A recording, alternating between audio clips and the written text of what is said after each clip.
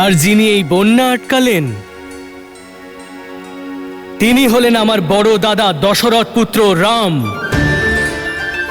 সেই রাম যিনি তারকার থেকে আমাদের মুক্ত করেছেন, যিনি দেবী অহল্যাকে মোক্ষদান করেছেন, আর এখন এই জলাশয়কে গণ্ডক নদীতে বইয়ে দিয়ে আমাদের এই কষ্ট থেকে মুক্তি দিলেন।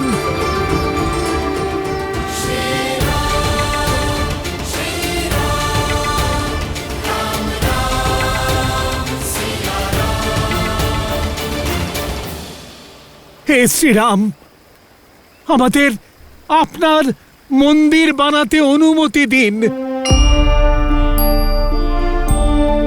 অনুমতি দিন ভগবান, দয়া করে অনুমতি দিন। আপনি উঠুন।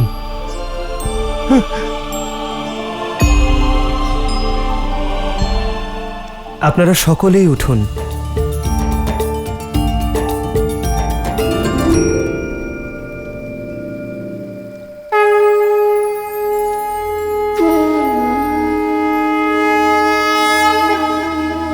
আমি তো কেবল এক মনুষ্য, নিমিত্ত মাত্র।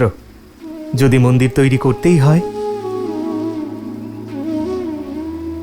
তবে এই নারায়ণ শালগ্রামের বানান, যিনি যুগ যুগ ধরে সকলকে মুক্তি দিতে শিলারূপে এখানে বিরাজমান ছিলেন।